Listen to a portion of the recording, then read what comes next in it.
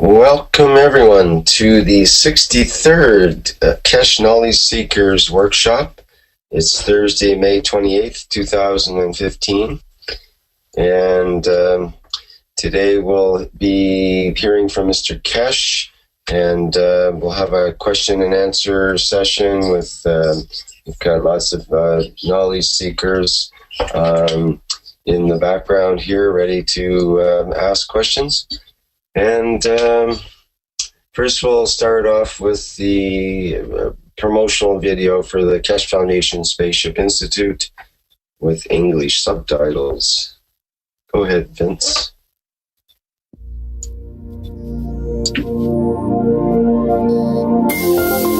Where does humanity go from here?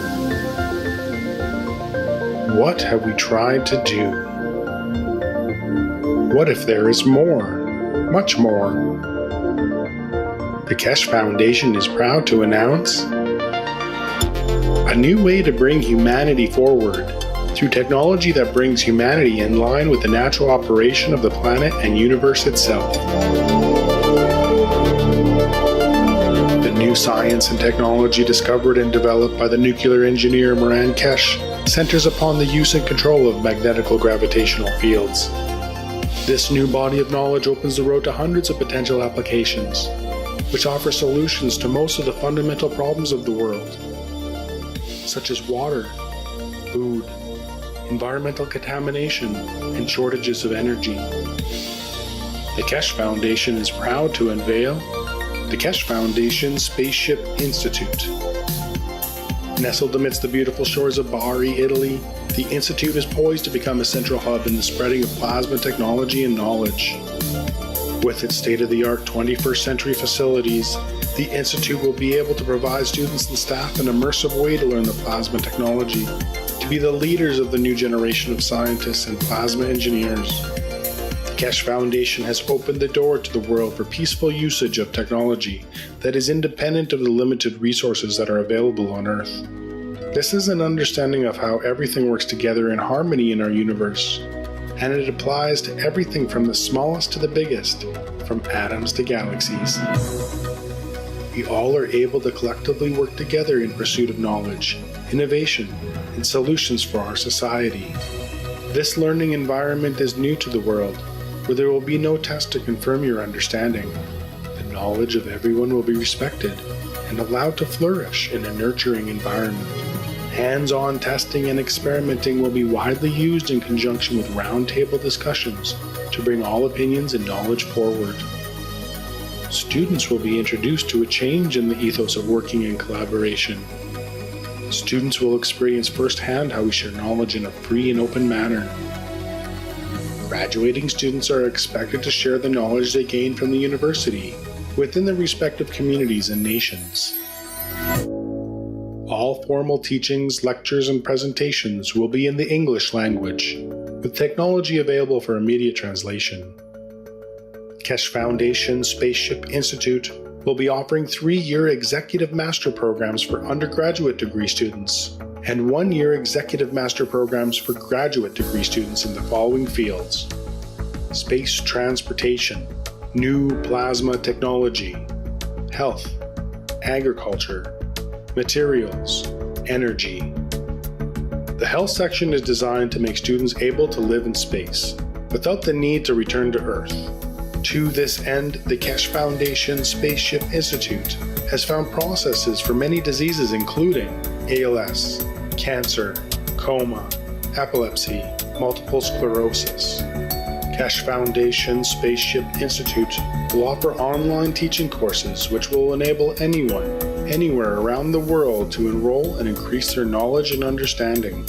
Students will have the opportunity to direct their work towards commercial spin-offs and seek funding through the help of the Kesh Foundation. The access to the new science and new technologies is openly available for peaceful use to the benefit of mankind to make a better world today. Now you can be part of the changing world and the new knowledge.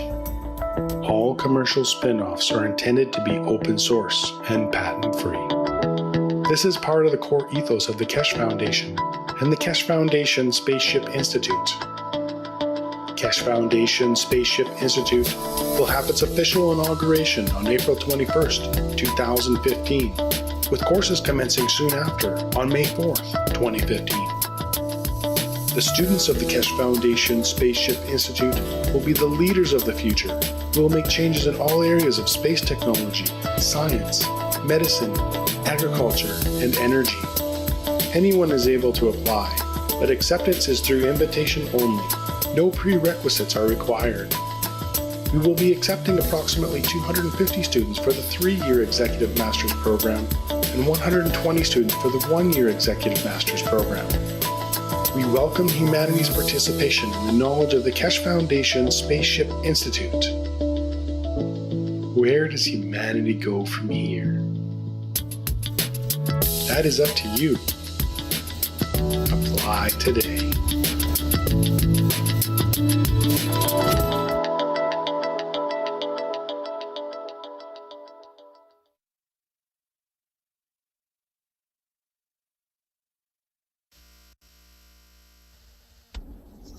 Okay, that was the promo video for the Keshe Foundation Spaceship Institute. And now we'll move into hearing from Mr. Keshe on some of the latest developments of the last few days. Hello, Mr. Keshe, can you hear me there? Oh, sorry, we're with Marco today. Yes, good morning. Or is Mr. Keshe there? It's a confusing day here. Can you hear me? Yes, hello.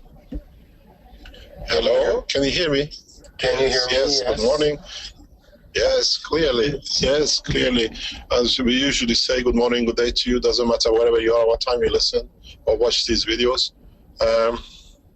This morning, unexpectedly, I have to go to Rome for a meeting. So most of the sessions today and maybe tomorrow will be done by Marco, and Armand will be in support.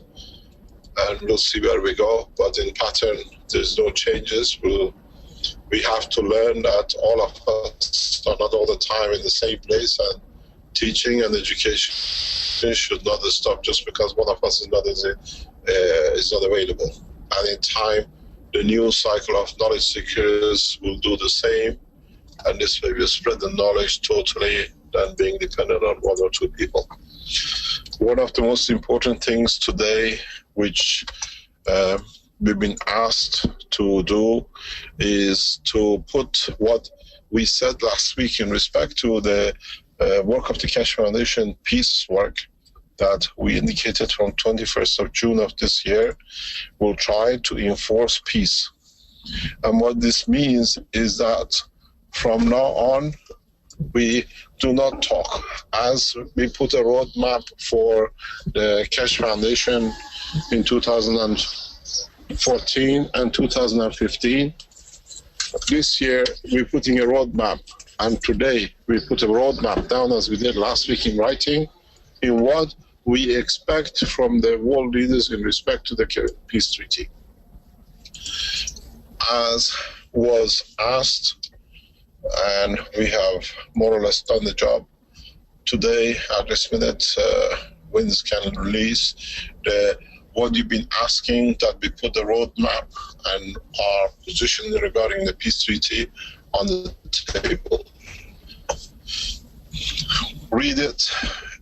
It has a lot of information and it needs a lot of commitment. You to be able to do what we put on the table to achieve peace on the roadmap we set up means that you have to sign the peace treaty.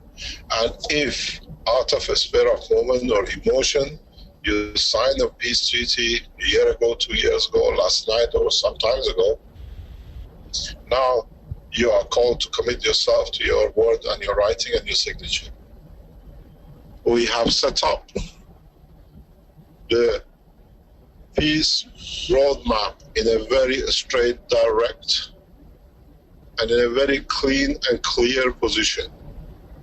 That is what we expect as the people on this planet without the interference from governments. means we govern ourselves without being governed to be correct, and not to have somebody to tell us what is not correct and wait for a punishment if we think it is not correct. As you read the peace roadmap, we have said that there is no punishment. But as you have seen since last week, we have started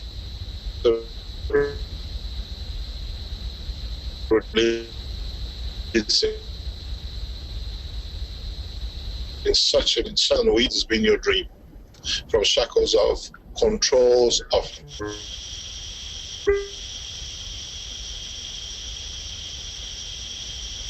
we're losing you there, Mr. Kesh. We can't hear you. It's breaking up. Hello, can you hear me? We can't hear you well right now. Oh, we're back free again. from hello, I can hear you.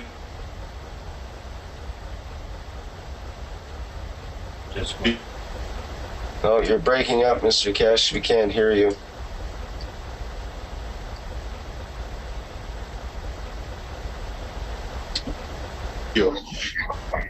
Okay. Can you? Is it? Okay. So what it is that from what? Oh, we lost it again.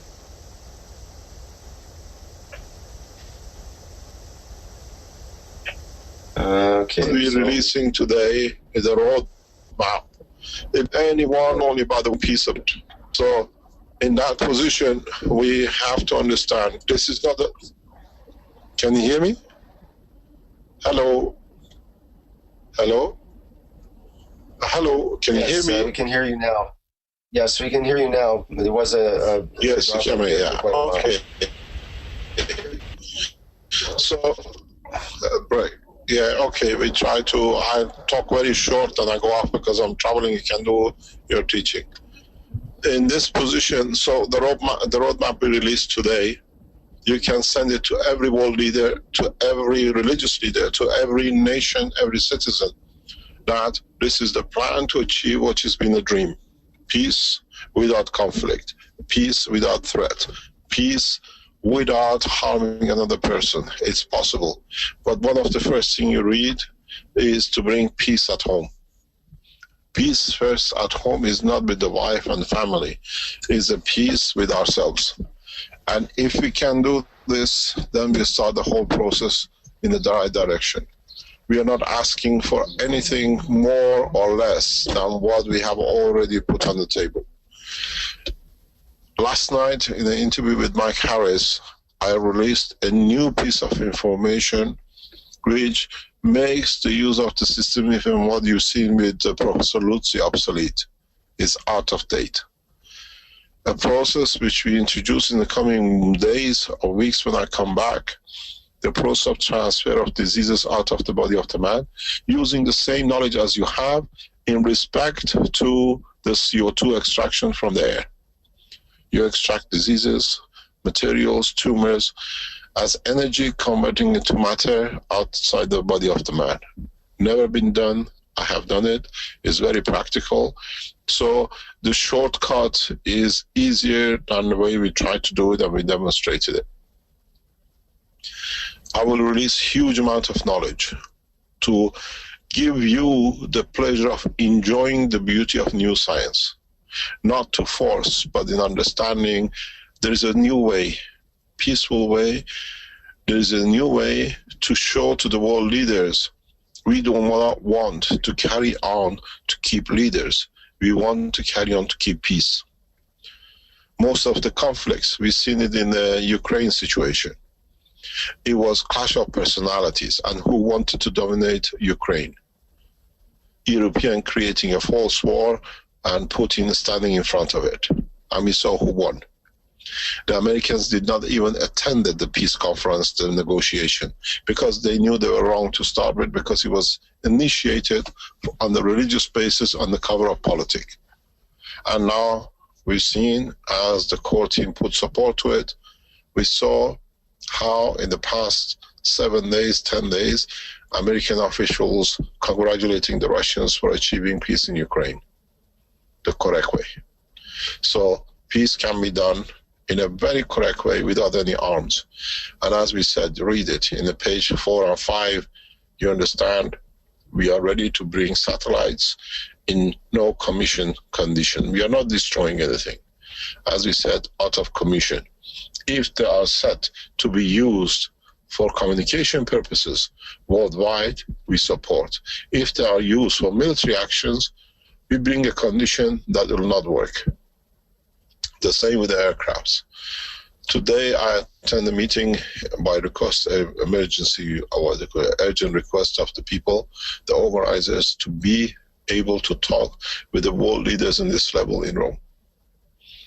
So what you see, what you read, will be released today to the world leaders. It'll go directly to the White House, it'll go directly to Moscow, and it'll go directly to China, because their appointees are there and they have asked for not only a meeting. Tonight we'll attend the dinner and see how we can organize the whole thing. The reason they pay attention to us is not that they love us, because they know the change has come. We shouldn't become arrogant. We should become very humble in what we are delivering.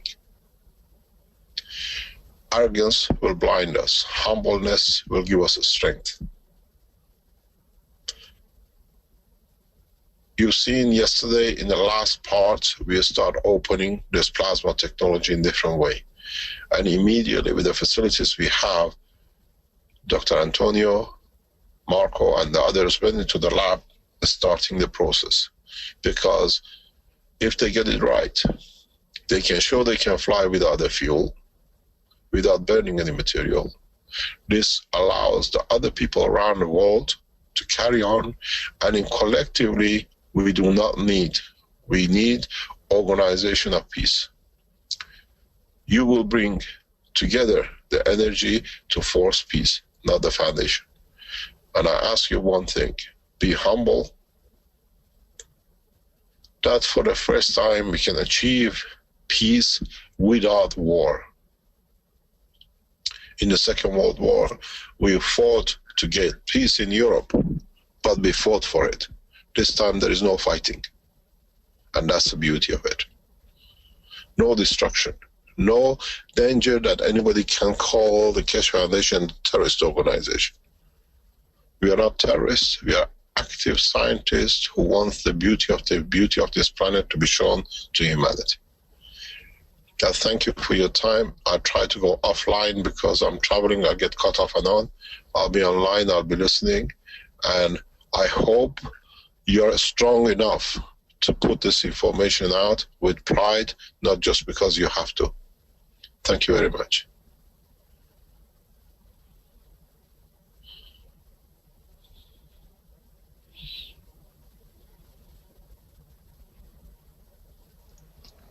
Thank you, Mr. Keshe. Thank you, Mr. Keshe. And you can see the peace roadmap up on the screen. If you there. want, you can read it for the people who don't have the screen and listen online. Okay, I'll do my best. Because people if they don't download and just put a voice on, they can't read what it is. Right. Okay. I can read that, and I'll leave it with you to read it and I'll listen. Thank you very much. Thank you. And we'll also post the link for people shortly on that as well. I think we will. Right, Vince? Okay. So this is the peace roadmap that's just been released by Mr. Keshe. And this is the way it goes. On the 21st of May, 2015, the Keshe Foundation in its weekly workshop announced the beginning of setting up the procedure for establishing the promised world peace. In this announcement, we explain that the process to achieve global peace will take shape in the coming months through the work of the Keshe Foundation and the release of further new knowledge through the teachings arm of the Foundation, during the daily live stream sessions from its Spaceship Institute in Trani, Italy. In these teachings during the past months, we have taught, and in the coming months, we shall continue to teach new scientific criteria and systems that shall open the path for the process of using the new technology for establishing peace. We shall teach step-by-step procedures that start and bring into action what it takes to achieve the ultimate goal of the foundation, which is to facilitate and finally enforce world peace through applications and implications of the use of new technology. In this paper, we are setting the roadmap to achieve this elusive peace amongst men through the collective effort of the citizens of this planet, without relying on any government or path of belief. In this roadmap, we rely on the total collective efforts of the human race to develop and deliver the technological knowledge to the world public, which takes the need for governments out of the equation, eliminating the need for consent of the present controllers of the human souls. We totally rely on the maturity of the man in understanding what has caused the problems of the past and how it can be overcome. In this cycle of maturity of man, we do not depend on any government or faith, but we take into account that man has matured enough to take responsibility for his own destiny, to be living a correct life and conducting his affairs in line with living in peace amongst other creatures of God on this planet and in deep space. Our roadmap is simple and clear. It has taken millions of years for man to become such a destructive being, as man has seen solutions in everything by destroying and ending processes, only for him to survive and rule his world through acts like eating animals, killing fellow men, ending cultures, destroying races or passive belief. And by this method, he has enforced his meager will on defeated entities. Through the release of new knowledge, we have shown that man can cover every need of his existence without destroying another life or harming another soul, by using and understanding that all forces and energies of the universe are within his reach and command if he gathers the knowledge and intelligence of how to harvest and use them to support others.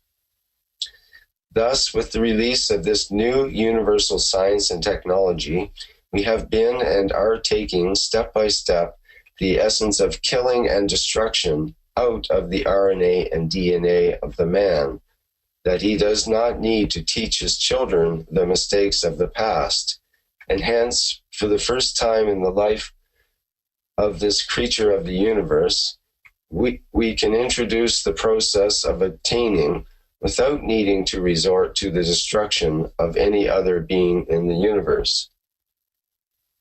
Even if man does not stop this ethos of killing and destruction of the essence of this creation of the earth, now that we are opening the doors of universal science and technology for the man to travel into deep space and to join the universal community, man will understand that unknowingly or knowingly, he cannot take steps to destroy another being for food or by having false intentions in respect to other creatures of space and their reaction to protect themselves from being consumed or destroyed, and that this action leads to annihilation of the man in the open spans of the universe. In our teachings, we have shown and taught how to make new elements and free plasma, which can release enough energy to be sufficient to produce new materials to satisfy the need for energy and material for man in space. We have shown how to produce energies which can lead to the creation of motion in space without the destruction of other entities. The pitfalls of killing have been apparent to the man, but he has not managed to find a way out of this ever-closed maze of need as a justification for the killings. Thus now we need time and new procedures that will make man understand and take action and put into effect the process of de-killing, as killing has been ingrained in his daily pattern of life for millions of years. Thus now we guide man in how to walk away from the habit of killing. Even though this shall not be easy, it needs perseverance and understanding, and a correct path of approach and conduct, and understanding of the working of the universe. And we are here to teach it all. It is better to start with small steps at a time, that all men can understand and have time to think about the process of peace. To this effect, we are setting the following roadmap for the coming months, and if it fails, we have our means to enforce the will of the majority of the race for peaceful coexistence among men and other creatures of the universe.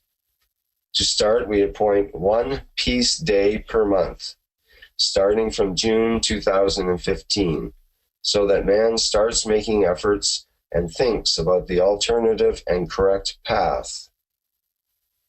So it follows. The first day of peace is appointed to be the 21st of June 2015, and this day of peace will as well follow on the 21st of July and August. In September, October, and November, there will be 2 days of peace a month, on the 21st and 22nd of each month. December 2015 and January and February of 2016, we increased the days of peace to 3 days a month from the 21st to the 23rd. From 21st of March of 2016, we increased the days of peace to 7 days a month, from the 21st to the 27th of each month for the following 3 months. From the 21st of June 2016, we increased the peace days to 14 days a month, again for 3 months. From the 21st of September 2016, we increased the peace days to 21 days a month for 3 months. By the 21st of December 2016, we ask and shall enforce peace indefinitely as designated. We expect to give time to the armies of the world to not even fire a single bullet during these days, not even for training purposes. We expect to relay the plan for peace processes to all sides of wars and conflicts, be it military, terrorist groups, or the opposite side of the same parties. This process of achieving peace will be shared and delivered by all the members of the Keshe Foundation, its supporters, and interested parties by completing the first space star formation reactors and simultaneously creating the field forces to silence the guns around the world, as we showed this process on Christmas Day of 2014 by using 3 sets of star formations around the world, one in Germany, one in Canada, and one in Italy, simultaneously coordinated to stop a reactor operation in Italy, as was broadcasted live on the internet to show our intention and will. We are teaching this process by making and operating space reactors rapidly in our Spaceship Institute, live on the internet on a daily basis, and soon we will test the first series of these reactors and their effect on a chosen number of satellites, which shall be designated to us by the world military for testing, that we decommission them live on the internet, with world leaders monitoring the process. Then, as we have mentioned, we will bring to halt the motion of military ships and military crafts, which will be allocated to the Foundation for testing the concept by their respective peace-loving nations. This way, we bring an end to the present unlimited expenditure on tools of war, which makes their present implication by the application of the new technology obsolete. By this act, governments are released from ever spending money for tools of war. so they can make these finances of war available for manufacturing the tools and systems for peace and for covering the essential needs of their citizens, like making shelter and food. We are not confronting governments, but setting the scene to show that the current military and defense technologies are out of date, and there is no need for their renewal or any further expenditure on arms. We share our space technology with all nations, and respectively, if the nations do not accept these tests of the show of the end of arms manufacturing and the end to conflicts, then members and supporters of the Foundation worldwide will choose a satellite for it to be taken out of commission, and we will inform the governments of the intention to make sure the satellite is not in use during the decommissioning, using the spaceship technology of the Kesh Foundation.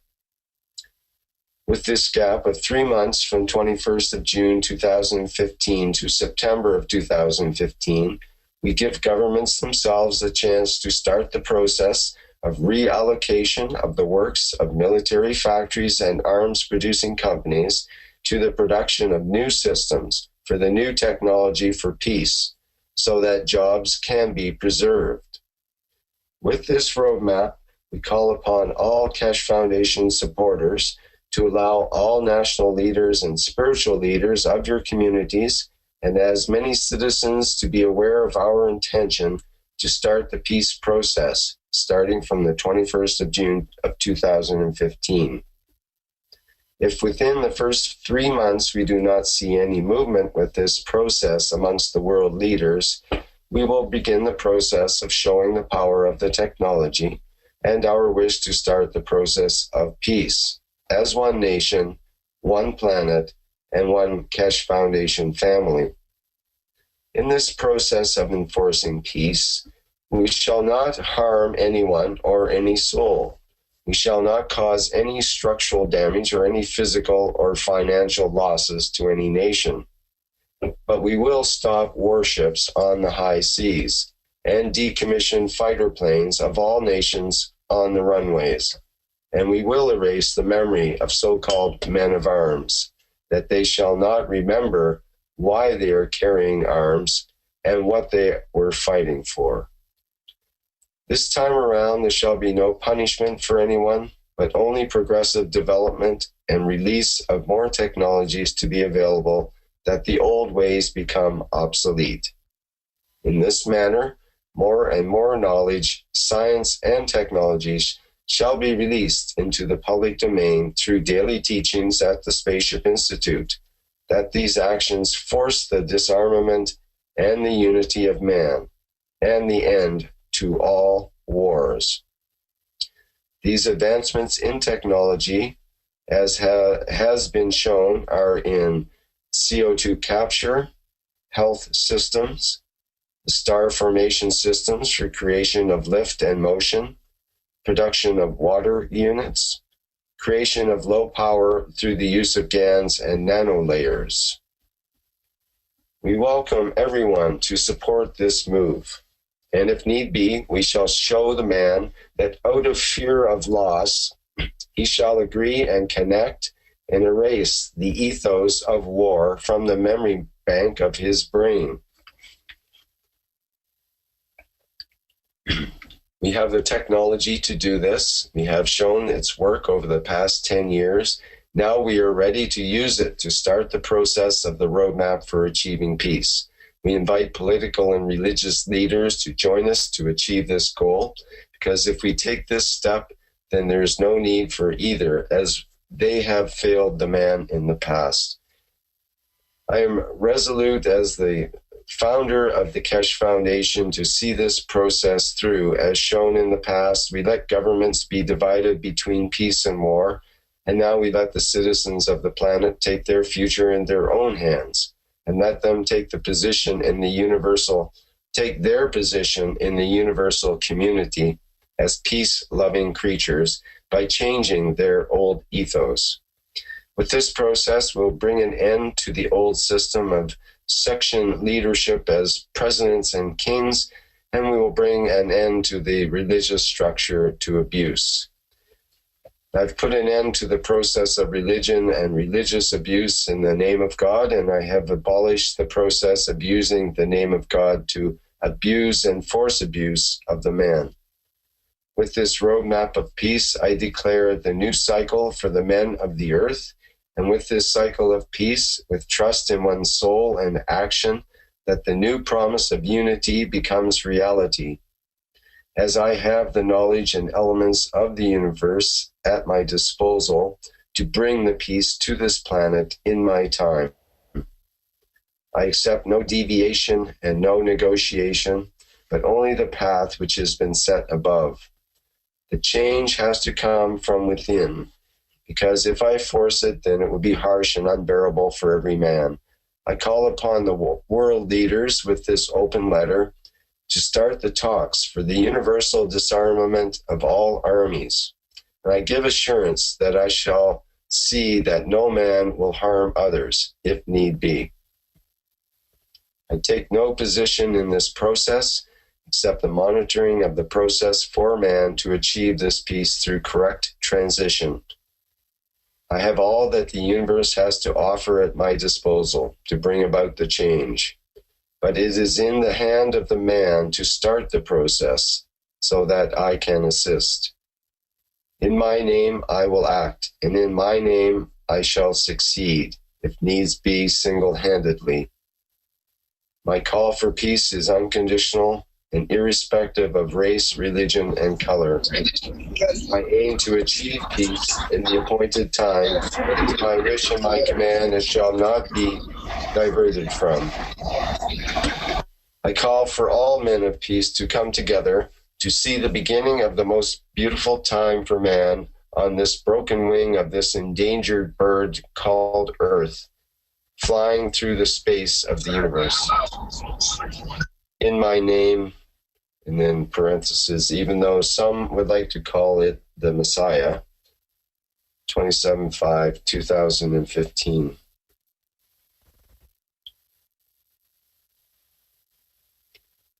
Okay, that was the Peace Roadmap. That was just And it looks like we have Mr. Kesh joining us again. I think that's what I heard there.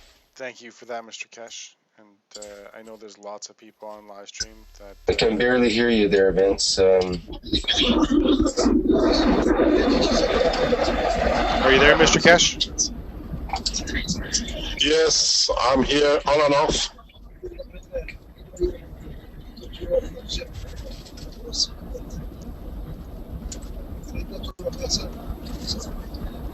Sorry, I had to switch back to the questions about this. No, I just wanted to say thank you for that. I know there's a lot of people on live stream that are really glad to hear of the peace process. If there are any questions we can answer, otherwise I'll mute and hand over to Marco to carry on with the normal workshop.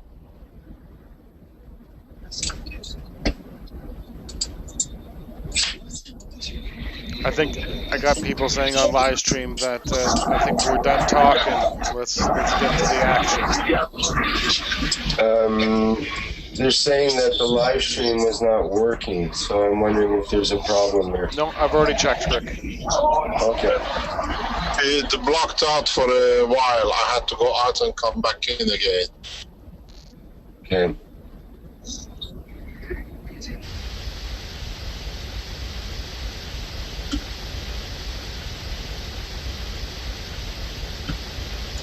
Okay, I think Mr. Kesh is if we can put editing pages on the, if we can put this on the front of the Cash Foundation website and on the SSI, that people can read it every time they enter the website. Maybe we can put a transparent page when they come into, they can read it. Right. Is that possible to do soon, Vince, or is that? Yeah, I'll have somebody working on that. No problem. Is that going? Okay. So there are no questions. I go on the mute. and we leave it to Marco to take over. And I know Arman in China is on the backup. Yeah, I don't see any questions on the chat here on the GoToMeeting. I haven't seen the other chat. There was one question before from Nadine, but it had to do with lasers, and she said she just doesn't know a lot about lasers, but she was wondering if laser light was similar or the same as plasma. In a way, yes, but it's mono. You can make mono laser plasmas too. It's part of the way you see certain lights from the stars. Monoplasma, that's what's known as a laser. It depends more or less on the gravitational magnetic field of the point of destination.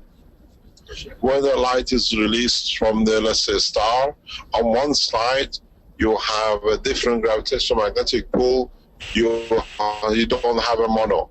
But if at a certain point it's a mono structure, so you only can attract a given strength gravitational magnetic field from the star. So the light towards you, if you're on that planet, becomes a laser, plasma laser, or mono strength magnetic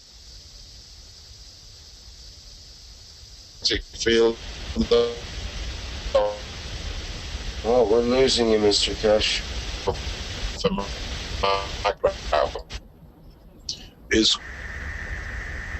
quite. Hello, can you hear me? Yes, we can hear you now. We missed a few critical words there that might be necessary if we were guiding a spaceship through space. Maybe you could just recap the last sentence.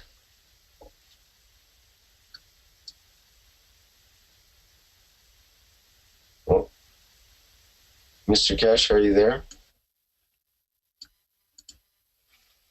Oops, we lost him temporarily.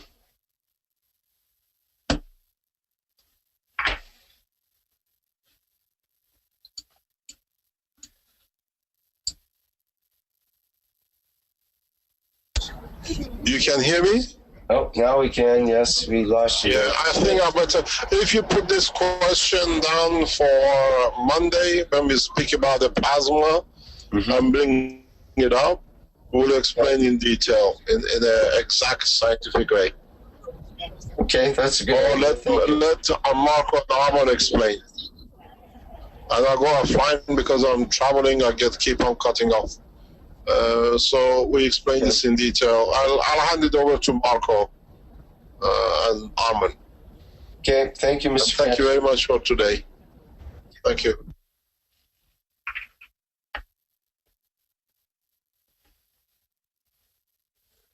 Okay, let's switch over to, can we switch over to Marco there now?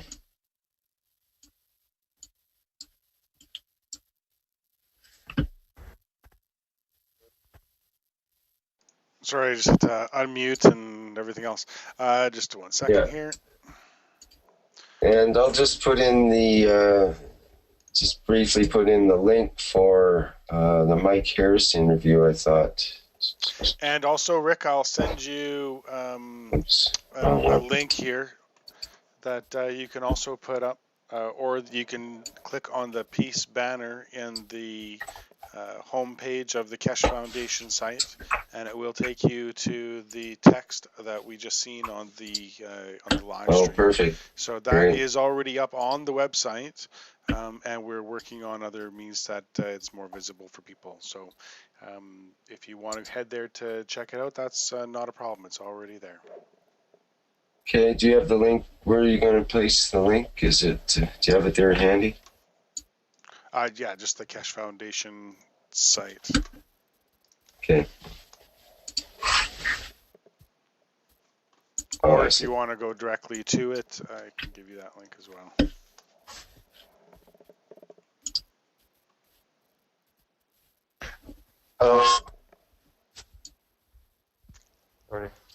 You okay there, Marco? Sure, where I got. Okay. Where did you send that, Vince? On your screen. Oh, there it is. It's a new way of doing things. I see.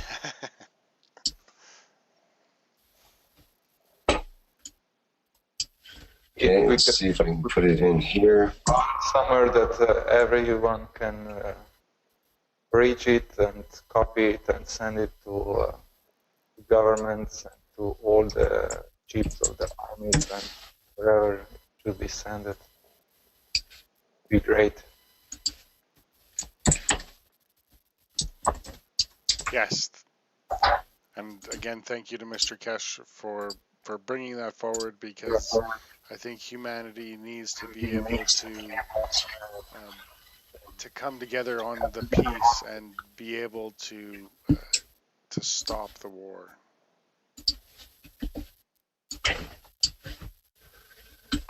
Yeah, it's a pretty big concept, this whole idea of actually ending war, and not just war, but violence in general.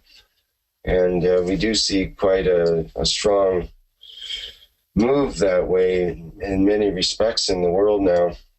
For example, with abuse of women and children, we see many people being arrested and otherwise investigated and so on regarding abuse that's gone back as far as 50 years.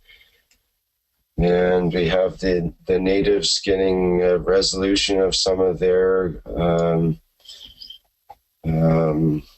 problems of the past and so on, and starting to get more equal rights around the world when they're battling larger corporations and that sort of thing. They're starting to attain more power. And between the native groups and the women groups, that's a very large portion of the population of the planet. And there seems to be a strong push from those sectors, at least, and maybe it'll be enough to convince more of the men to drop their arms, let's say. Yeah, absolutely. It's peace, and once again, peace. I think something that's most important in our lives. So we should go inside ourselves and find this peace and share this peace amongst the others. I never understood the word around me that so much violence is around. It was difficult to understand this. And in a way, I tried to what I could do in my way to bring this peace to myself and to others also. So that's why I think I am also here as part of Cash Foundation. What is Cash Foundation? It's just a place where, by my feelings, people are coming together that they share same understanding, same feeling, and the peace is on the top priority in Cash Foundation.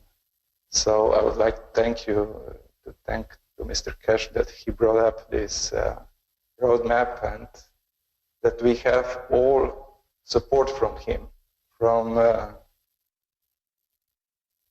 technological part, and also with his teachings and his guidance.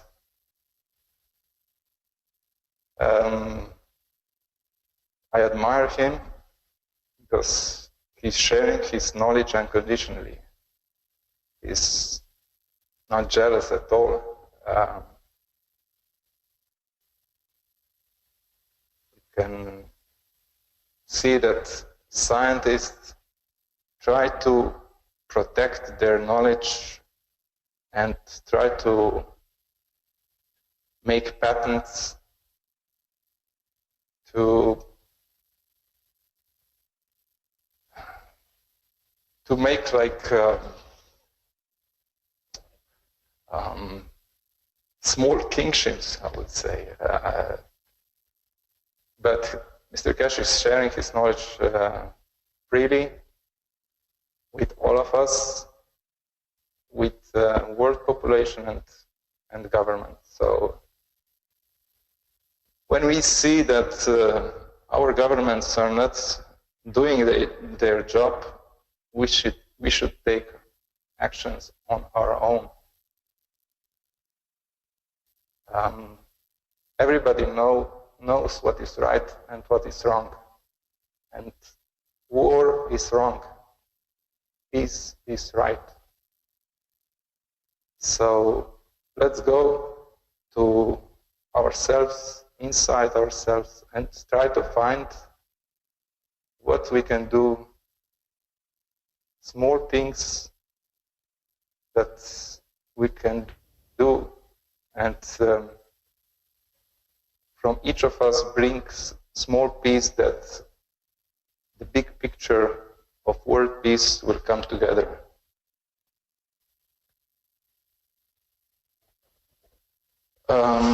This process started already 2-3 years ago. I remember the World Peace Treaty was the official day of World Peace Treaty was on 21st of April 2012, if I remember correctly. And I remember at that day, that was important for me, and I organized in a public place signing of the World Peace Treaty, and that was on the border between Italy and Slovenia, just on the border. And there is border between two countries, but there is no more police, no more army, nothing at all at this border. So you can freely pass the border. And I put a stand over there, and people who were passing by, they could sign World Peace Treaty. But what I want to say, it's 20 years ago, 30 years ago, this could not be possible. On that same place, 30 years ago, there was army.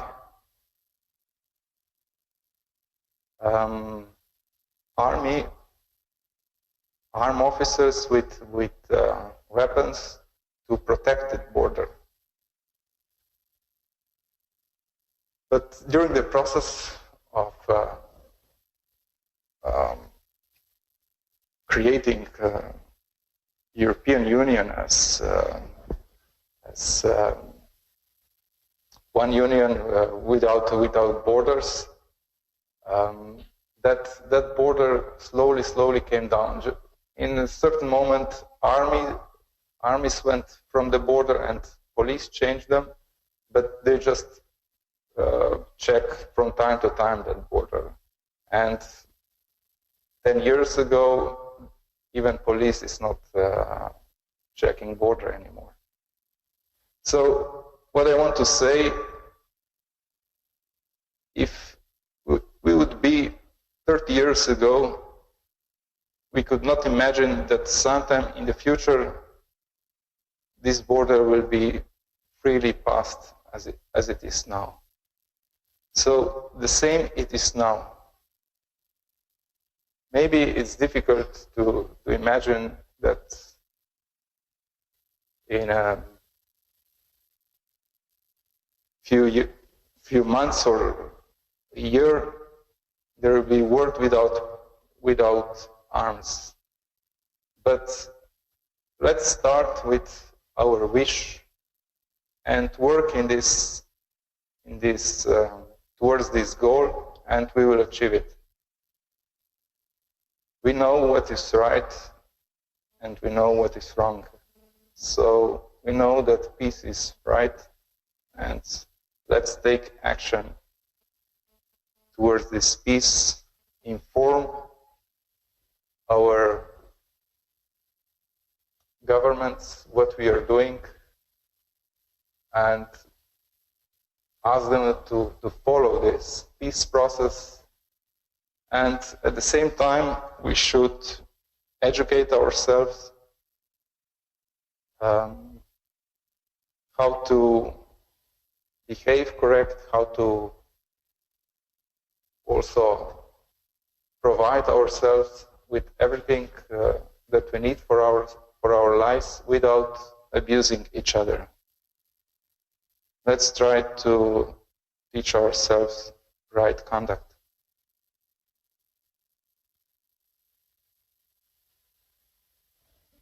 We have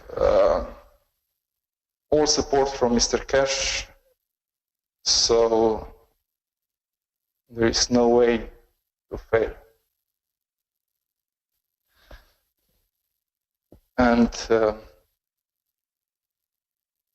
that's why here in Trani we started this teaching process. First 1 year master's program. These are online teachings which are every day Mr. Cash is teaching unless he's away like today. Then other can jump in. And maybe in promotional video this is not specifically said, but you can enroll to this teaching even later, because all the teachings are recorded and available on the server. So you can go to these teachings later, whenever you have time, and find some details about technology. Maybe you are missing some part in your understanding, and here you have opportunity to go to the server, listen to the lecture again, and progress in your knowledge. So I would like to invite to all of you to be part of this learning process.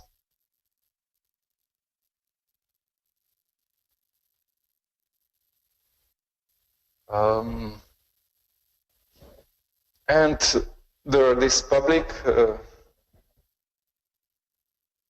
workshops which actually World Public is sharing his understanding of plasma technology every Thursdays, and also on Tuesdays, a Chinese workshop, health workshop, Spanish workshop.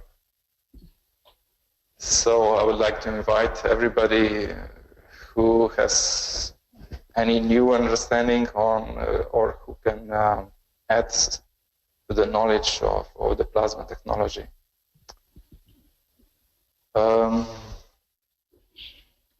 I don't know, maybe I have a video here about, if we can go to the technological part. We know about nanocoating and how we can do nanocoating. There are different procedures how to nanocoat material to achieve different results in our plasma tests. And maybe I would like to share my experience. I already shared in the Skype or Facebook also, but I don't know if I put also the video on it. Let me see.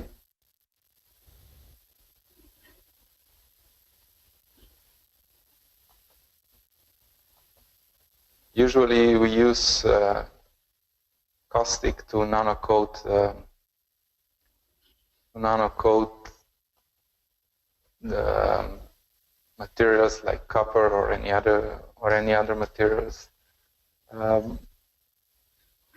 I have done some tests at home, and I used another process, and I achieved quite good results with this process. The difference is that I made a liquid solution for nanocoating, and I can use this solution several times. I don't need to use caustics at every time. So you can lower costs of your nanocoating process. You only do this mixture once, and then you can use it whenever you need it. Just let me see. How can I do my screen sharing in this computer? Can anybody help me? Okay.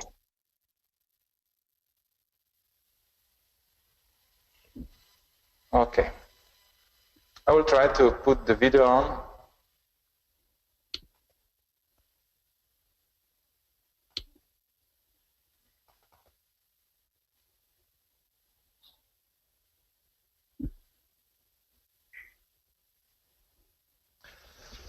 So, if you see the screen,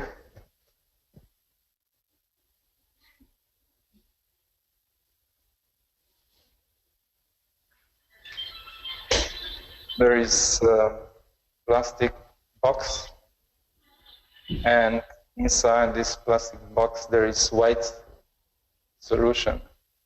And when I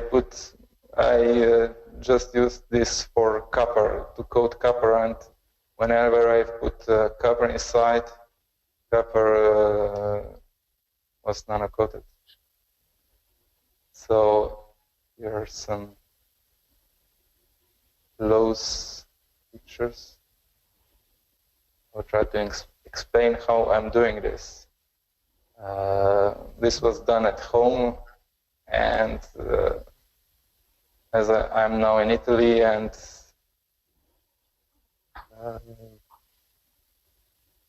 I should do more tests on it, but I will come at home. Okay, this is other thing. This is not part. And another one. So this is a piece of copper tube, and you can see on one end it's this soldering tin and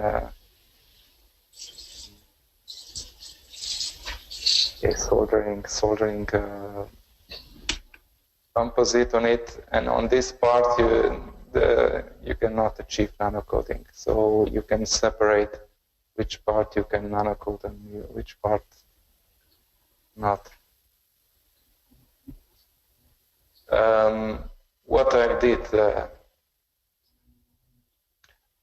usually when we do nano-coating, we are using caustic, and this remains of the caustic. I put just a little bit in another container. I have put aluminum mesh into the same container, and few pieces of nano-coated copper on it. And during the time, this aluminum slowly dissolved, and it became whitish, creamish solution.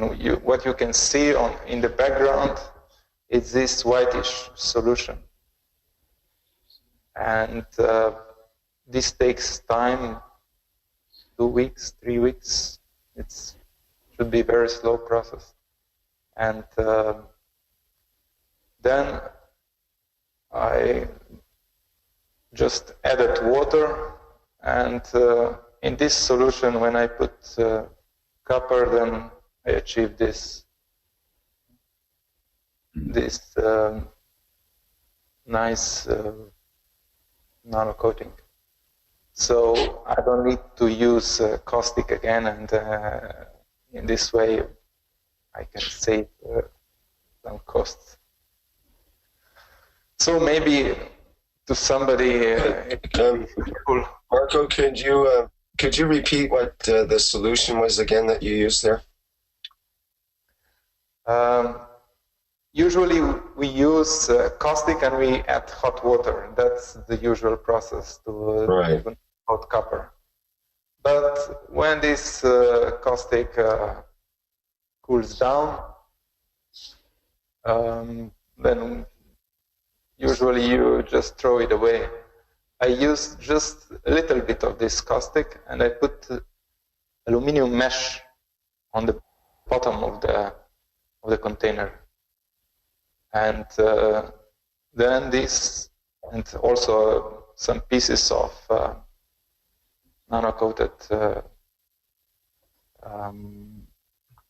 copper on it. And this aluminum mesh slowly dissolved and created whitish, creamish sediment at the bottom.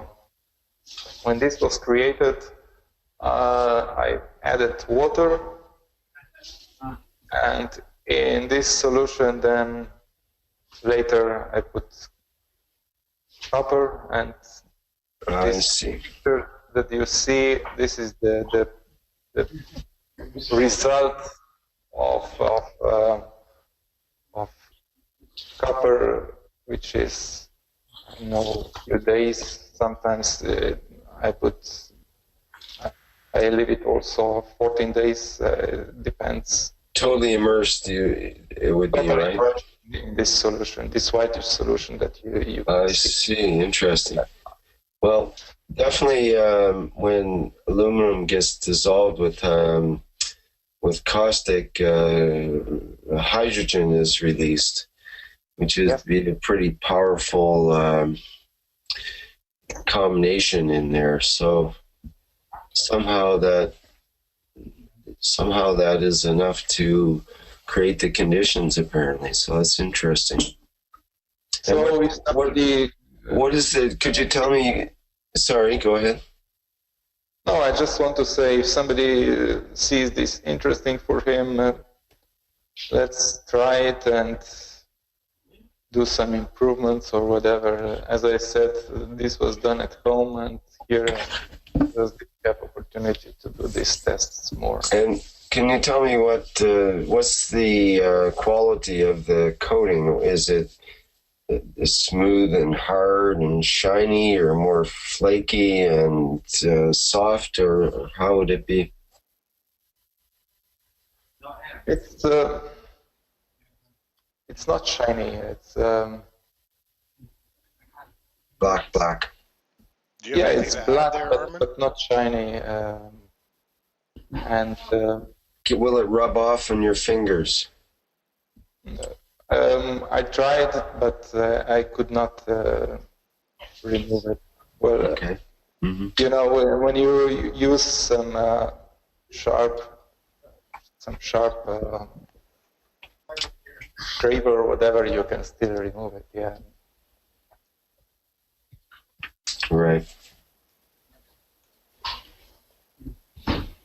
Armin, are you there too? Okay, that's what I wanted to share, and if somebody finds it useful, it will be okay. Otherwise, it's also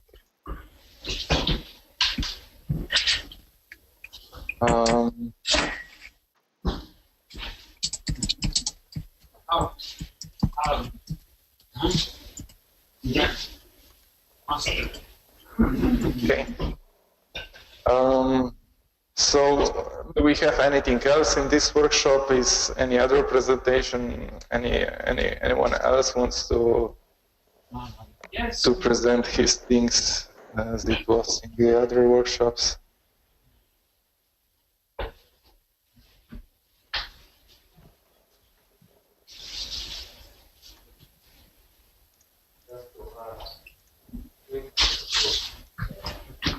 Okay, Rick. I'm sure we can generate some questions, but I don't have anyone with immediate display. We did have Mario show some new drawings in the Cache Plasma Reactor group last evening, local time for me, morning for you guys.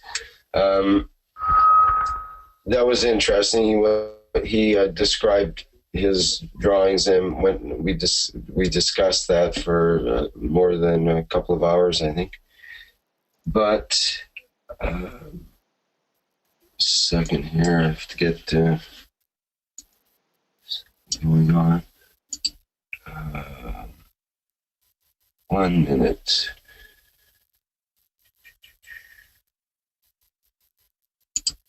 Okay, put the logo on for now. Okay, so I do have something I would like to present in terms of just a piece of science that came through today that I thought was interesting. What would you say? Coincidence, in the sense that we've been talking in the workshops lately about the spacing between the nanomaterials, and the idea that Mr. Kesh has brought up, that we've, generally speaking, with our reactors, when we've been spinning them, we've been locking down the structures too much. We're not allowing the slipperiness between the layers, which is essentially a larger gap between the layers, to enable the plasma to flow more readily and to have actually counter-rotating flow and so on. You can't do that with a locked-in structure. And he's mentioned hints such as not rotating as fast, because the fast rotation tends to lock in the gravitational structure more solidly, and we want to be loosening it up more. So less RPMs would be one hint. And so I found it interesting that there's this article. Let me see if I can get it lined up here on my screen. Yes, this was discussion yesterday on online teachings in the afternoon. We were discussing about how to achieve right, not so that layers inside the reactors will not stop. Right. So in the phys.org link that just came out 20 hours ago, which is just about the time of the workshop. It may have been the time of the workshop. I'd have to work that out. But what it says, the title is Linking Superconductivity and Structure.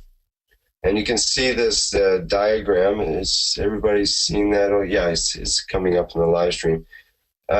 This is a crystal structure of sodium, iron, and I think it's asminium or some other compound, arsenide. Okay, so the idea here is the black balls in between these red layers are sodium. Well, sodium is our big friend, as we know. We were just talking about sodium hydroxide, and there's salt is sodium chloride, and so on. So sodium is a big part of our structures that we use in our GANs, creating GANs and whatnot. So here it's a very interesting idea that's brought up here, which is, let me read the article so that it starts to make more sense here. Bear with me. It says superconductivity is a rare physical state in which matter is able to conduct electricity, maintain a flow of electrons without any resistance. It can only be found in certain materials, and even then it can only be achieved under controlled conditions of low temperatures and high pressures. New research from a team including Carnegie's Essianos, Stravo, and Zhao Chen, and Alexander Goncharov, hones in on the structural changes underlying superconductivity in iron arsenide compounds, those containing iron and arsenic. It's published by Scientific Reports. Says, although superconductivity has many practical applications for electronics, including scientific research instruments, medical engineering, MRI and MMR machines, and potential future applications, including high-performance power transmission and storage, and very fast train travel, the difficulty of creating superconducting materials prevents it from being used to its full potential. As such, any newly discovered superconducting ability is of great interest to scientists and engineers. So these iron arsenides are relatively recently discovered superconductors. The nature of superconductivity in these particular materials remains a challenge for modern solid-state physics. So they're still challenged with explaining these things. If the complex links between superconductivity, structure, and magnetism in these materials are unlocked, then iron arsenides could potentially be used to reveal superconductivity at much higher temperatures than previously seen, which would vastly increase the ease of practical applications of superconductivity. So, goes on here, and it says when this iron arsenide is combined with a metal, such as the sodium-containing sodium ferric arsenide compound studied here, it is known that the ensuing compound is crystallized in a tetrahedral structure.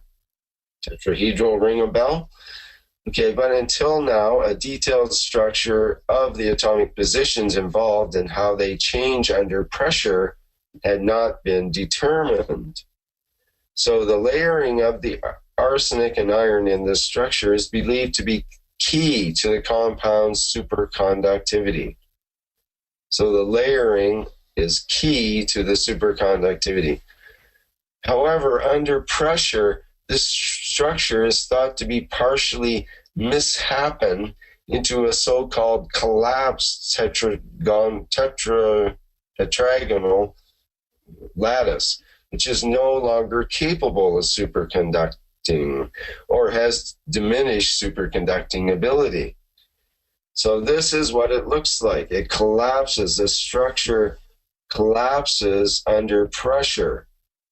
In other words, if this was our GAN structure, it would collapse under pressure of high RPMs. And you see how the atoms get locked in. The plasma gets locked in. There's no longer the flow, which you see in the previous diagram. There's no longer the spacing between the layers. And the sodium keeping the spacing there, the sodium plasma free to flow, free to move. And in the collapse structure, it's flipped in and it locks everything in place. These poor sodium atoms can't go anywhere. So I thought that it's very applicable to what we've been talking about, essentially. So they use experimental evidence and modeling under pressure to actually demonstrate these previously theorized structural changes. The tetragonal to collapse tetragonal on the atomic level. This is just the first step toward definitely determining the link between structure and superconductivity, which could potentially make higher temperature superconductivity a real possibility. Now, they showed that it's at about 40,000 times the normal atmospheric pressure. That's when it takes on this collapsed structure. So, in other words, that would be the same as saying 40,000 G, 40,000 times the pressure. So 40,000 G sounds like a lot, but in the terms of spinning spinning devices, it's not that difficult to get 40,000 G actually. So what happens is the pressure changes the angles in the layers, and it coincides with the loss in superconductivity. And it changes the coordination and so on. It loses its two-dimensionality. In other words, the layering, this two-dimensional layering. And when that happens, it just loses its superconductivity. So this thing of structure and layering is super important in the way in the objective of getting superconductivity, which I think is what we're shooting for in one sense or another. It may be not a science's version of superconductivity, but a type of superconductivity. There's other types they're finding now besides the traditional superconductivity. But definitely you can see the change in the layers between something that can be easily sliding and having that interaction between the layers in a plasmatic manner compared to the interaction between the layers in the physicality, the linking, actual physical. It's not physical in a way, it's the interactions between atoms still in plasmatic way and so on. But it's locked in. There's no longer the degree of freedom that's enabled with the open structure. So, moral of the story is don't rotate your GANs too fast and try to have something in between as the slippery layer that allows the interaction between the layers in a plasmatic manner, but still keeps the spacing correct. So that's what I wanted to show there, this link between the structure and superconductivity that Right, even science is finding out about. We already know that it's about the structure, right? That's initially how Yes, we've known this for years, basically. Yeah. But that's the first thing that Mr. Kish was talking about was SP2 and SP3, and he wasn't talking about the diamond or graphene. He was talking about the structure of it. So, right, exactly. Now, I mean, we have. Can you? We can't hear you, Vince. Sorry, 3 years later, then we have scientists coming out talking about structure. Yeah, well, they've known about structure, but what they haven't been able to do is this to measure anything or even come up with decent theories and so on. They're having a really hard time. This is a whole new realm to them. They didn't know that these structures could suddenly collapse and they have all these so many intricate things that happen under superconductivity and so on. It's they're just basically admitting their ignorance in this article. It's kind of funny sometimes when you hear leading scientists having to admit that they really don't know what the heck is going on here, but they are still. It happens all the time, Rick. Yeah, it's true. So Marco, can you check the chat in the GoToWebinar? I'm going to post some questions in there from live stream. Can you see the live stream at all? Yeah, just a second to open this. Yeah, I would just want to say, they're talking about layers, and we have these layers here. You have our nano layers, so we are working in the same direction with our nano coating process. We achieve these layers, and we achieve these gaps between nano layers, between atoms, which are growing from the bottom of the copper. So we have tool in hand to use this as a superconductor. Mm-hmm. And it's easy process. Everybody can do it at his home. in a garage, in a kitchen, wherever. You have to be careful anyway, but you can do it at your home. Okay. There's a question here in the live stream from Nadine. Marco, would you please explain to all of us what is caustic? What does it exactly? What does it? I think she means what does it do exactly to matter? Does it take off the densest part of matter to facilitate transition matter to be more free to link up with something else? To link up with some. Let me give you that last part. Does it take off the densest part of matter to facilitate transition matter to be more free to link up with something else? Well, it just provides energy that atoms can separate from the molecular structure of the copper, let's say. The caustic provides that energy, you mean, is that what you're saying? Caustic in conjunction with water. The hot water. You have sodium inside, which is magnetic material, which creates, again, that magnetic environment and helps with this process.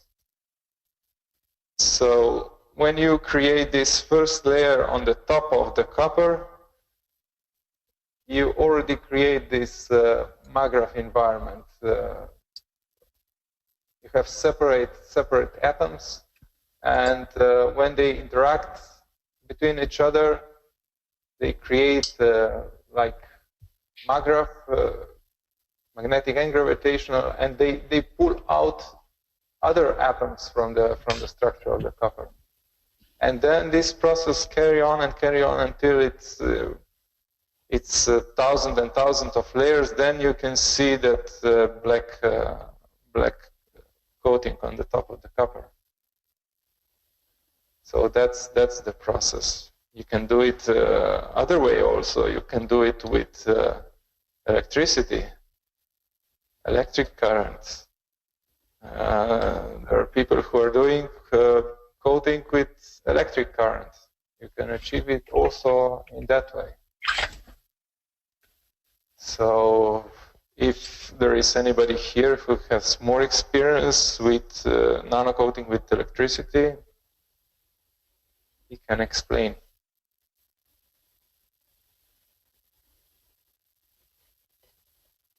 I think Garmin could, but I'm not sure if he's around right now. Yes, I am. Listening in patiently. Can you give us a few hints on the process with nano coating with using electricity? You can use a caustic again. You know, on one side to use, let's say, if you're nano coating copper, so you have to put in a caustic copper and copper. So after, let's say, an hour or so, you have perfect nano coated material. You just let it dry. And you can repeat the process several times. Even after that, you can put in a caustic, and it's going to be very dark nano coated. It's a simple process as you do GANs, but you have to connect low current.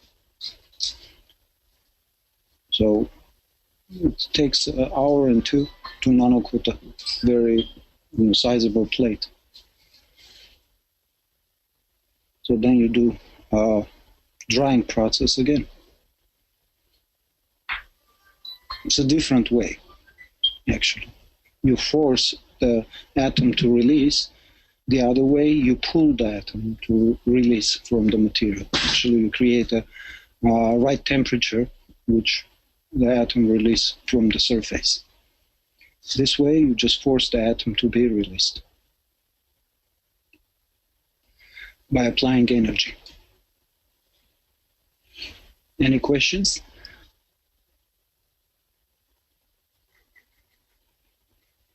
Could you just say again the how many times and Hello? can you hear me, Armin?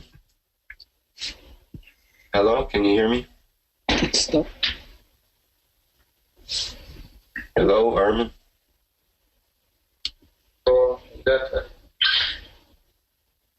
So, if there is anybody here who has more experience with nanocoating with electricity, We have some feedback through there.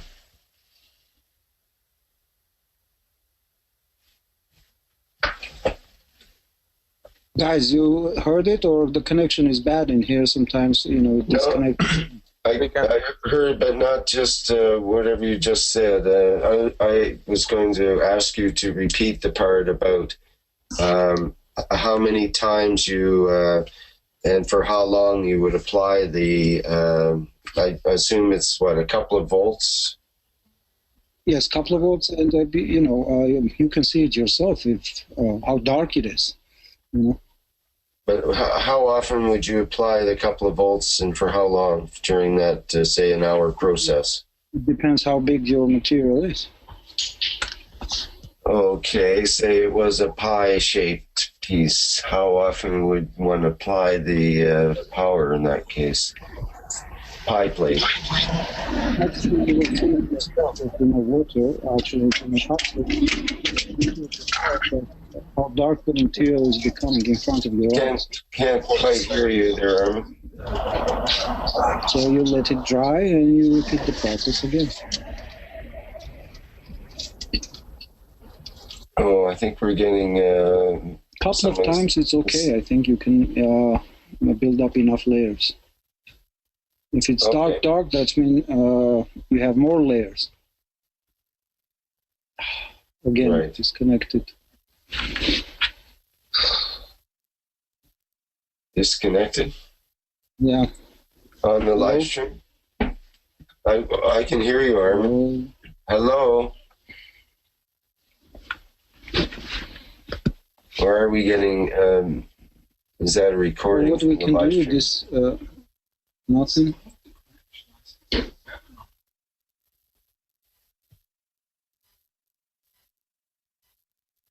Hello, Armin? Can you hear me?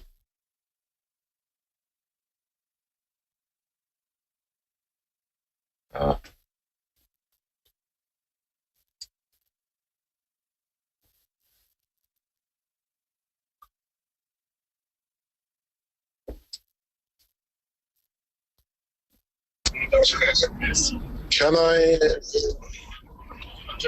I speak? When you introduce current flow, you create a push for the release of the energy at the boundaries. And that push for movement releases the outer layers atomic structure. That's how you do it. You don't need a very high voltage, but you need a very, very low current. Always remember when you're making nano coating, there is a fundamental principle. In the universe, there are no megawatts and volts. It's all micron and nano amps and voltage. Your body continuously produces nanomaterial in a gaseous state at micron, less than tens of thousands of times less than 1 microamp. So don't look for the habit of man to be big that it does. You'll find out you achieve more with very, very little input. You can release the atomic structure. That's why Arman explains that, and that's how Marco explained using caustic several times. When you heat it, you speed up the process. When you do it not heating, then you rely, as Marco explained, on the gravitational magnetic field of the salt you used. The heavier salts in mass you use, the faster the results you get. If you use potassium, if you use mixture of potassium and sodium, you'll get the same result, but much faster. There is another way to do, which, as we explained, once we open the channels of the plasma, you can produce, using a soft formation, nanomaterials like GANs at will from any material. That's much easier and safer than the present caustic and electricity. Sorry about that, just adding to the information, to the knowledge. Certainly no apology required, Mr. Kish. Thank you. Okay.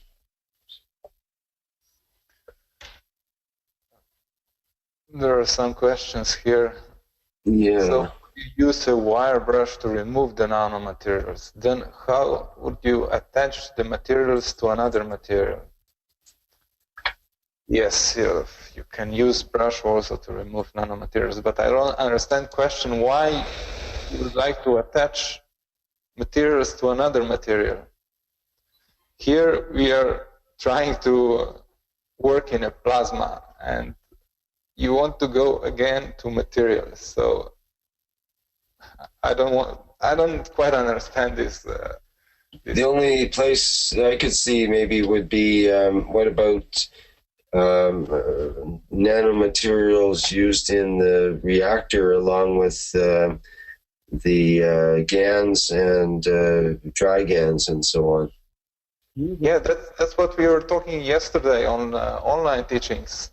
So that might be one way to get it, would be to just simply wire brush the particles off or scrape them off a wire or something like that, I suppose.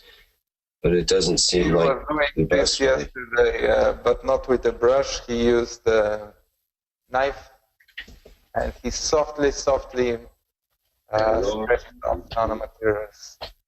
Also, I was doing the same Antonio thing was as well. trying to do this, but it was not so soft. And he scratched also a little bit of copper in the middle. So you have to be careful and precise when you are doing this, not to crash nanolayers and be as much as possible powderish. And why we were scratching them? We're scratching them to use them inside the dynamic reactor. With these nanolayers, we try to make another layer in between the layers. So nanolayers are again magnetic entities, magnetic materials. If we look, when we work in matter, matter is very compact and it's very close together.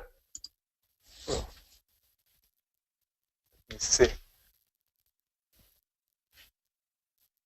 They stick to each other and there is no movement. But when we try to do nanolayers, we try to separate.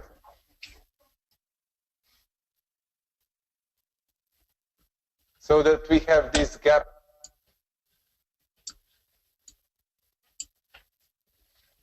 between.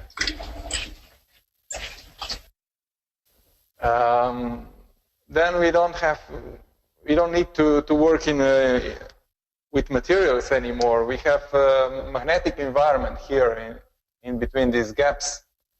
That's why we are doing nanocoating, to go away from material. And then the next process is to create out of nanomaterials GANS material.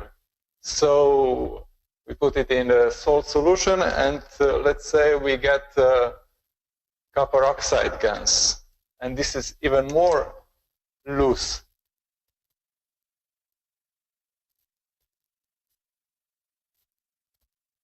But they are magnetically connected. There are magnetic connections between these entities, between GANS entities. Every GANS is small ball, is small entity, is small plasma. So that's why we are trying to go away from the matter. Explains that. That's how Marco explained using.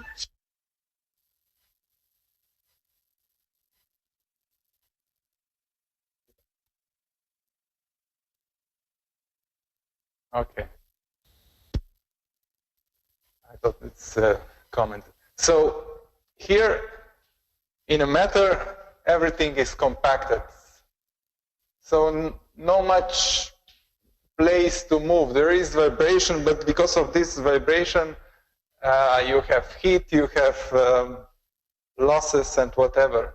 But here in nanostructure, material is already loose. There are gaps between, and you allow the flow of the fields, of plasmatic magnetic fields in these layers. And that's why Rick explained before, the physicists are coming with this layering, with different types of layering, and that they achieve superconductivity. Here in our nanostructure is again superconductivity, because we achieve these layers, and field flow is between the layers.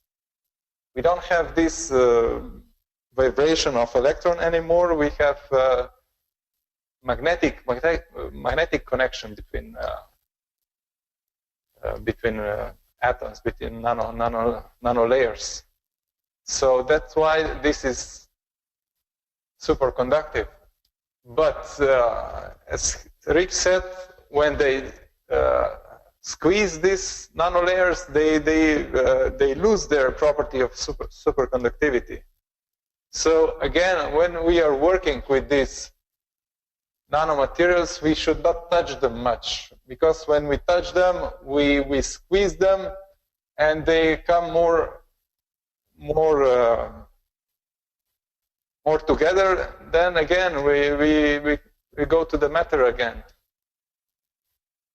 So we have to be careful when we are handling these nanomaterials.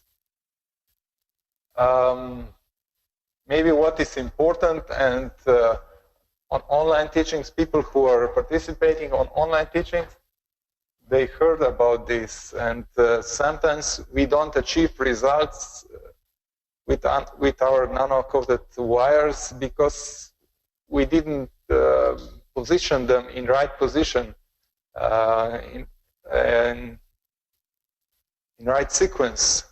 When we have copper wire, we have to be very careful when we cut it to different sections, like because this is one copper wire, and it's created. It's special process how they made the copper wire, and when we cut these wires, we have to be careful on the direction how we cut it and how then we connect these wires together, so that we continue the field flow. If this is one end,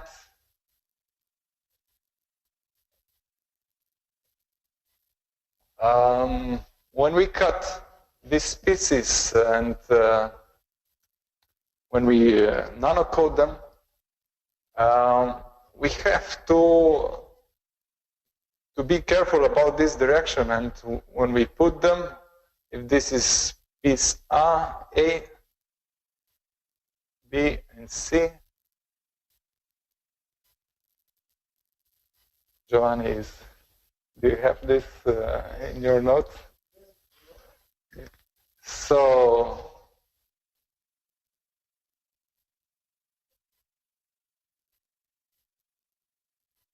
when we do this connection, we have to go from this part to this part then, that we continue the same field flow. Otherwise, when we change one of these, we will create opposite field flow, and then we don't have results. So you have to be very careful about these connections.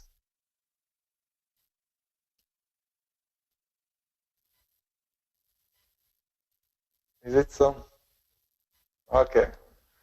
Giovanni has the best notes here. I think he's very strict about this. Okay, that's about this. So if sometimes you don't achieve results with your nano-coated materials, you have to look at this. Maybe you've done mistakes and you didn't connect in the right sequence your parts in your energy producing cells or in some other experiments that you are doing. How about using sometimes something simple like charcoal dust dissolved in water as gun separator, since charcoal is nanomaterial? Yeah, why not?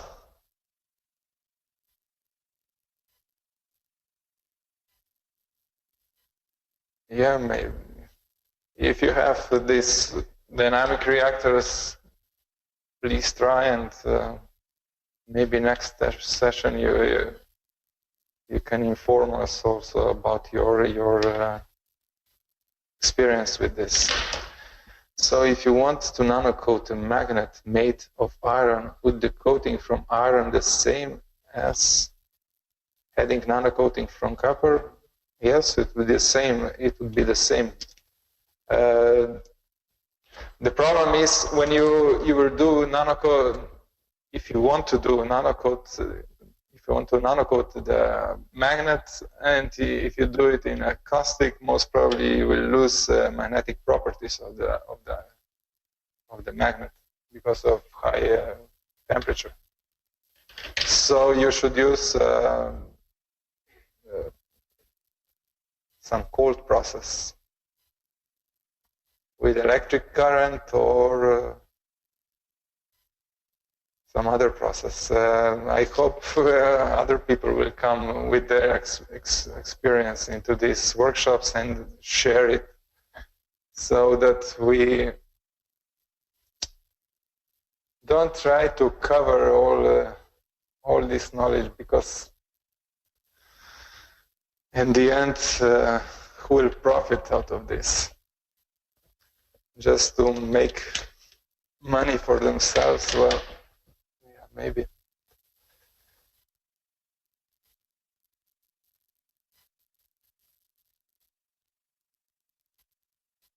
A simple explanation of that ask people online. Have a simple explanation.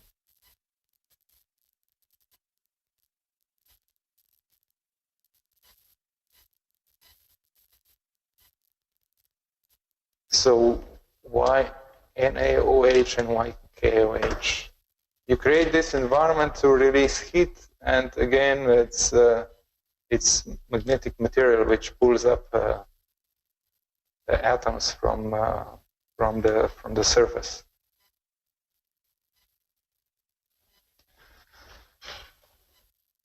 Okay.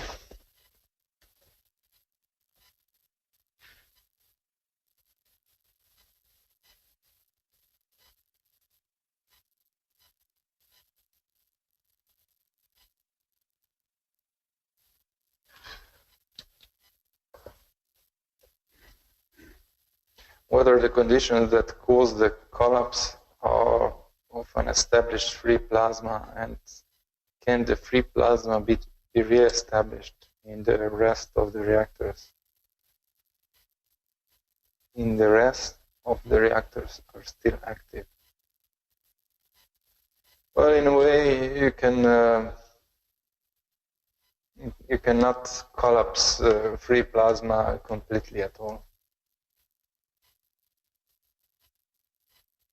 I would say you can just increase or decrease its strength.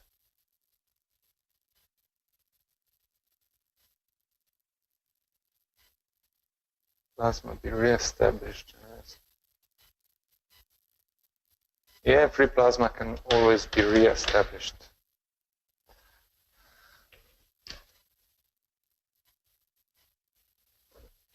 Okay, any other things from other side? Maybe some other people can do.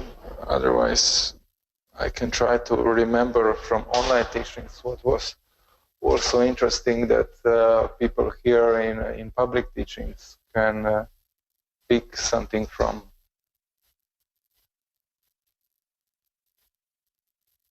For me, it was very interesting, the experiment that Chinese were doing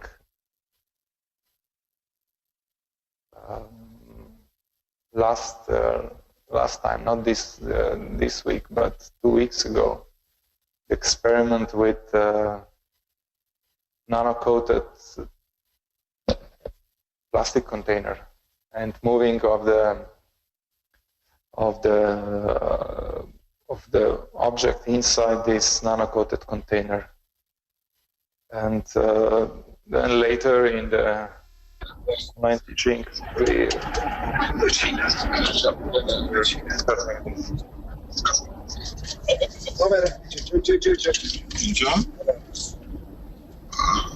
Hello.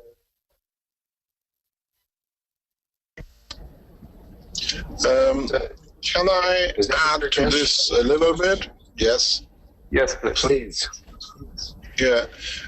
Something which I think what Marco just touched about is important to understand is that try to bring different parts of the knowledge you're learning into the structure of the target, which is to create flight. Condition to be able to lift. Condition to be able to create directional flow.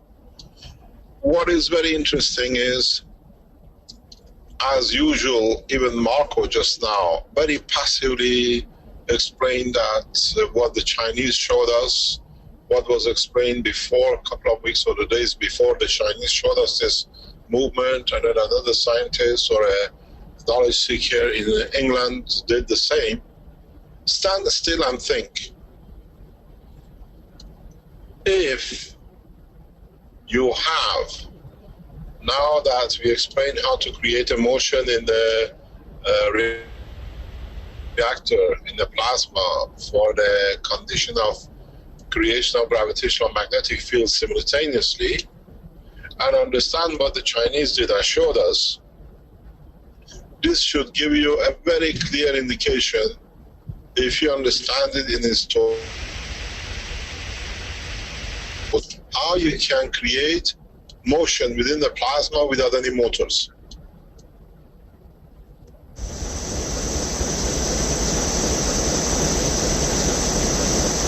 If you coat your reactors and at the same time create a motion outside it, then you don't need a motor to make the plasma dynamic. It needs a good understanding. The Chinese have shown us, the English gentleman has shown us, we have shown it for a long time, that now move away from having motors. You became very passive as usual, just seeing that when you move a hand or a wood, the container, whatever is inside it moves. Extend the knowledge, extend the curiosity of the man. Become curious, why? How can I use this? Just don't look at it as just a show. Something was shown. This is how actually the universe works. Nanomaterials, non-matter materials create motion in the plasma when they have mixture of nanomaterials inside them. Go back on the teaching of yesterday in what we were discussing.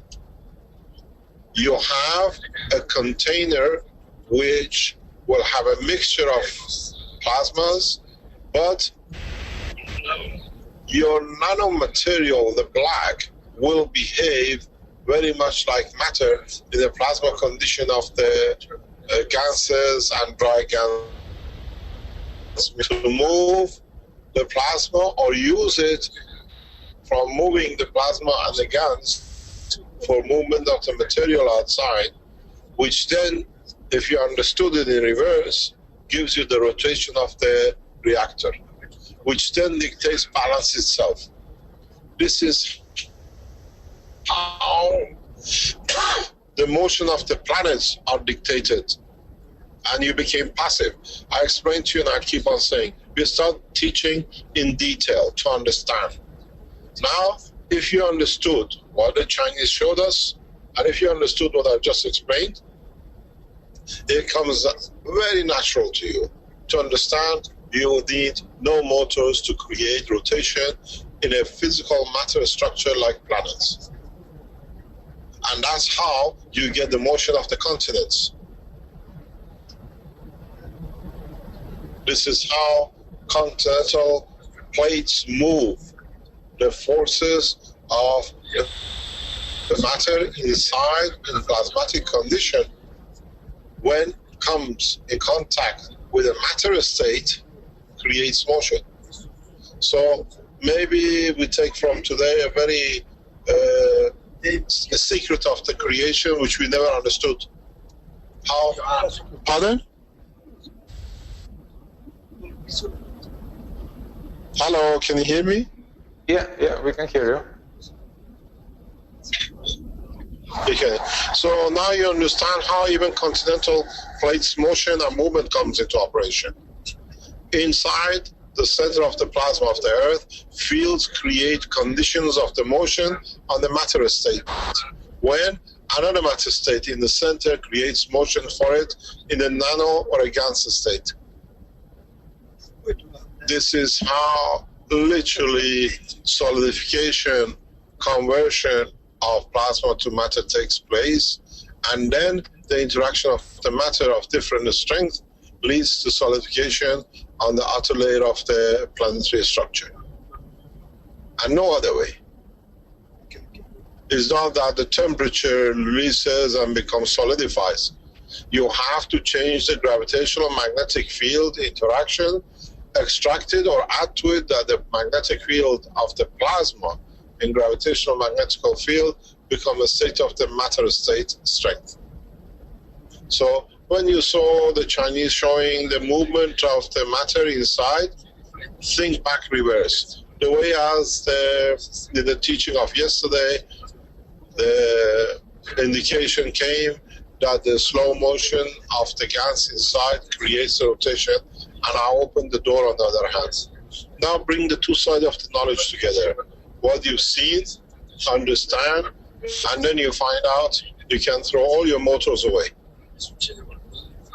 You dictate the position of the reactor, you lock it, and then the field interaction in the matter state of one core dictates the motion of the other one. There are no motors. Motor is a man-made thing. So as we expand the knowledge in universal condition, you see the rotation of the planet, you see the rotation of the stars.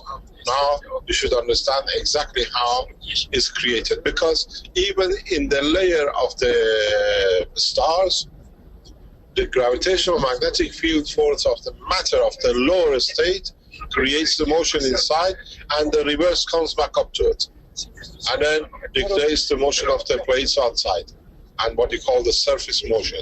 You see this clearly on the surface of the sun. Earth has a solid state. It's the same with the plasma on the surface of the sun, because the plasma on the surface of the sun has reached a matter state Gans of lower strength in respect to the gravitational magnetic field of the center. And at that point, it dictates the limitation of the structure.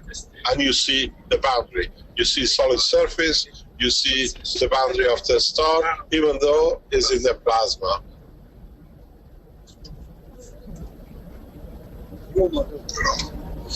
So it is important to understand this. Then very soon in the coming weeks, you can throw all your motors away. If you understood this, then motors become irrelevant. Remember one thing which you teach from the beginning. You have never seen wings on the planets or the stars, but they fly the spans of the universe. You see no motors.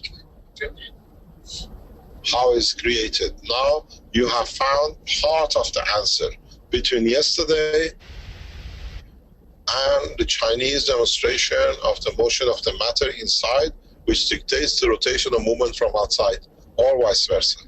So if you understood this, think a little bit about it, and in the coming weeks we should see rotating what you call plasmas, reactor cores, without the existence of any motors.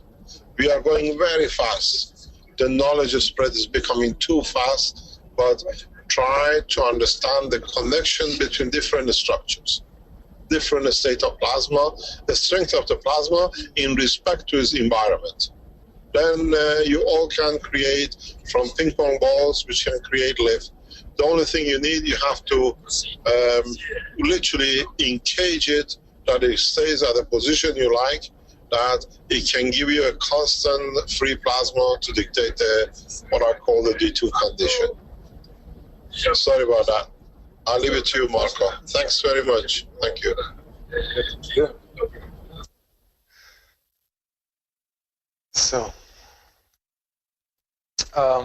maybe I will try to repeat what we were discussing on online teachings about this experiment from Chinese, and to give also to the others who are not in online teachings to have maybe a little bit of insight. Giovanni, do you remember how it was? That experiment, how was it? How was the configuration? That Chinese experiment. Yes. Okay. Giovanni has good notes, yeah.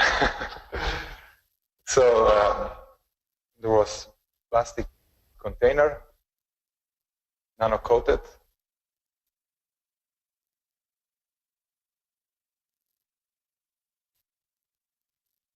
I was trying to nano-coat Coca-Cola bottle last time, but actually I destroyed it. It was too much heat. So I have to do it again. Then he has put a piece of metal in it. I think he also covered it. And with another object, moved outside. He achieved moving inside of this container. So how can we understand from plasma point of view this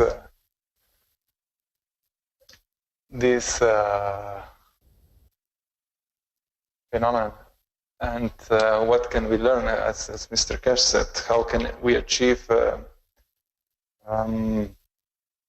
movement without motors? Here outside he was moving like wooden object or just hand, and the metal inside moved also. If you go 14 days ago to the Chinese workshop, you can see this experiment. And what is going on here? With this movement, we change, let's say, pressure, but pressure is again magnetic gravitational field properties. We change pressure in matter state level, and the matter container on the outer side detects this pressure, the changes of the pressure, and then this is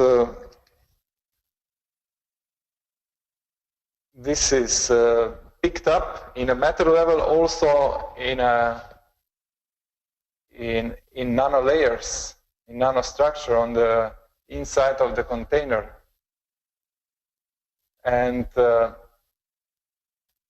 because this is nanostructure, it's magnetic environment, and it creates magnetic environment in whole container. So the matter pressure, matter magnetic field pressure is picked up by nanolayers and increased, or how can we say, what's this English expression? Yeah, flow, and when you increase something, no, I just cannot get this word. Amplify? Amplify, yes, thank you, Rick. Actually, you get amplification, and then you create magnetic field flow inside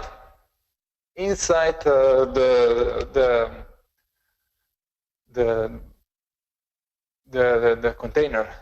And because this magnetic field flows, and when touches the matter, which is different composition, it's more compact, it's not so loose, it creates like magnetic wind. And as I understood, you create friction, and you get differences, let's say, magnetic pressure on one side of this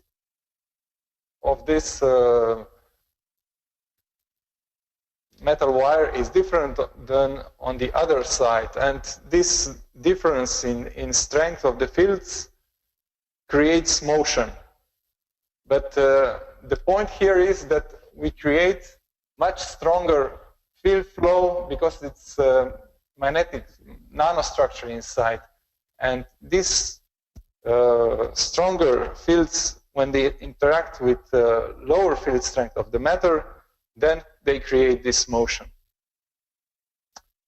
So what we can do, maybe, if we understand this process, actually Mr. Cash suggested to us a few weeks ago also that we can try to put like this metal wire inside nano-coated container and try to rotate it. And then if we put around like coils, we can do different configuration maybe.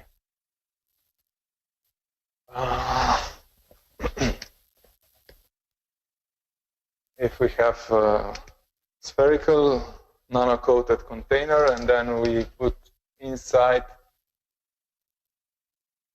a wire or a piece of metal, and we try to rotate this. This is nano-coated. It should be nano-coated. And again, we create magnetic wind in different way, because we are moving metal piece inside magnetic environment. And if we put around this sphere like coils,